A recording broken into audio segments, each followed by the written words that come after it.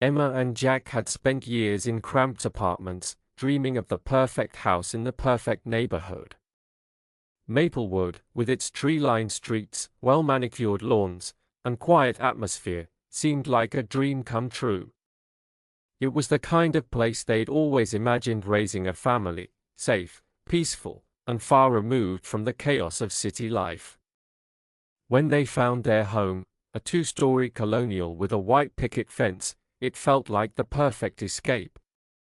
Jack, the more pragmatic of the two, was excited but cautious. Emma, on the other hand, couldn't wait to settle in and get to know their new neighbors.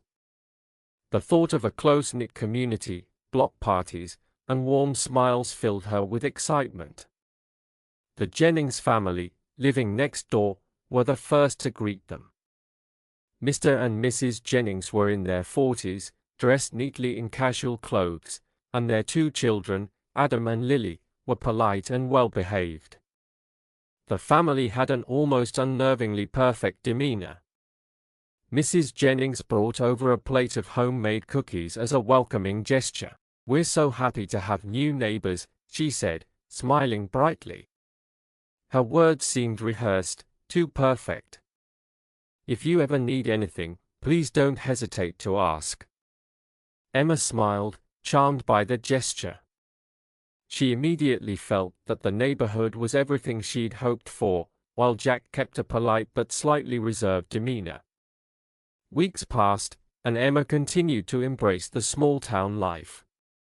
She loved the quiet mornings and the routine of suburban living. But the more she observed the Jennings family, the more she couldn't shake the feeling that something was off. They were always so perfect. Mr. Jennings was always impeccably dressed, even when just running errands.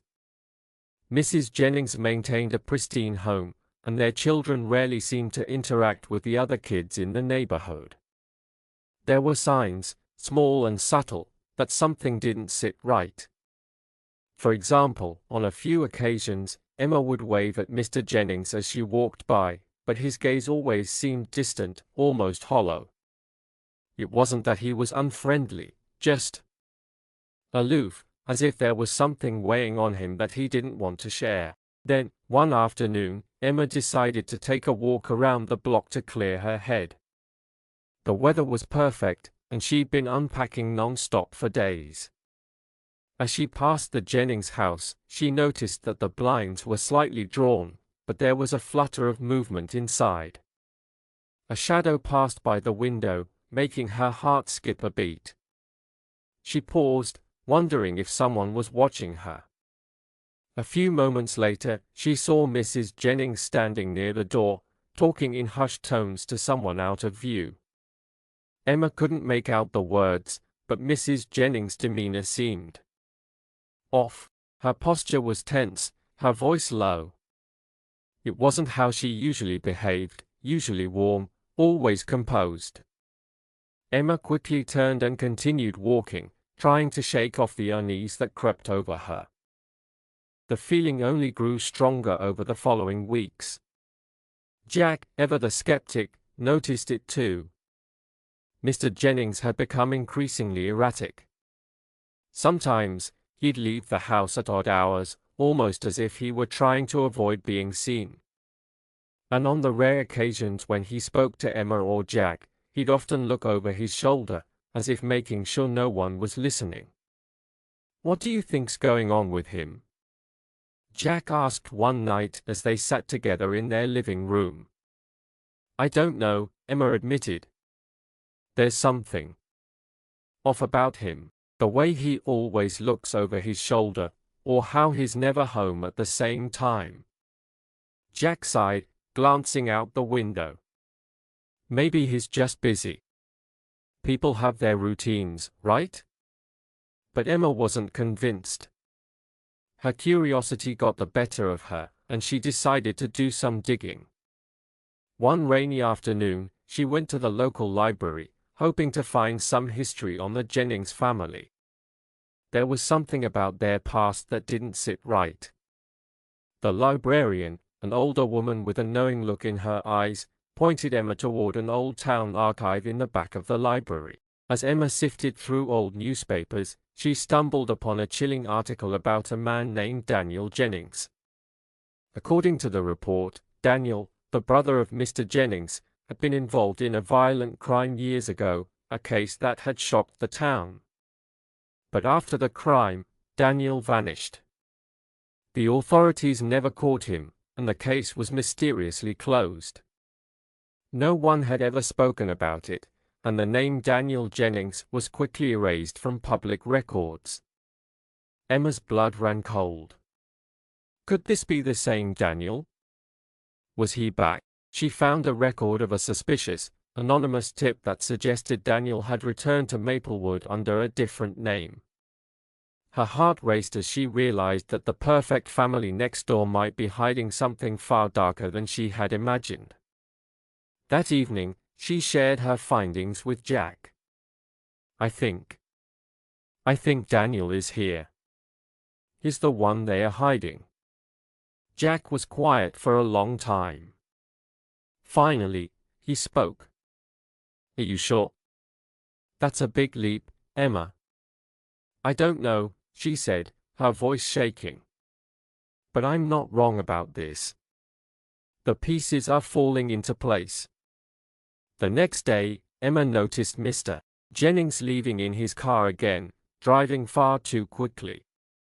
She couldn't help but feel like he was fleeing from something, or someone. Her suspicions had solidified into a sense of dread that gnawed at her.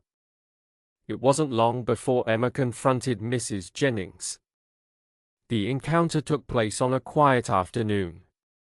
Emma stood at the front door, her heart hammering in her chest. She had to know the truth. Mrs. Jennings opened the door slowly, her smile faltering when she saw Emma standing there.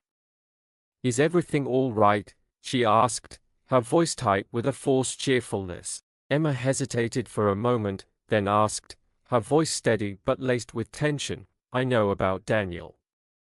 He's here, isn't he?" Mrs. Jennings stiffened, her face draining of color.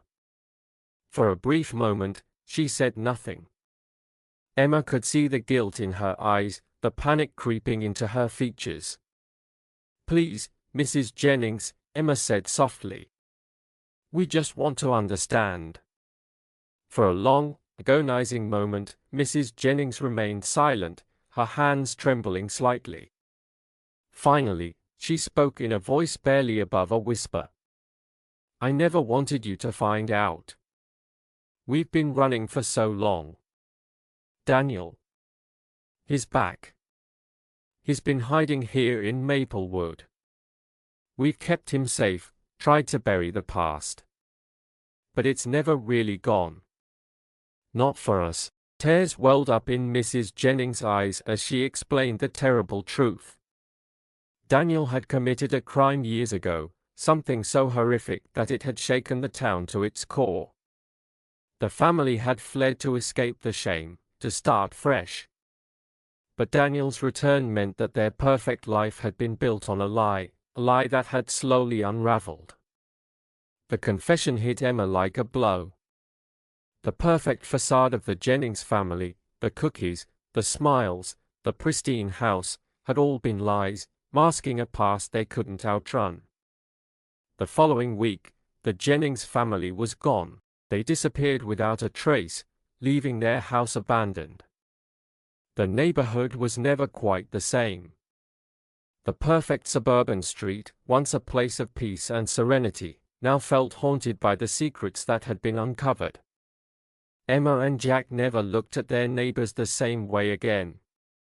And as they watched the house fall into disrepair, they realized that the truth, no matter how carefully hidden, always has a way of surfacing.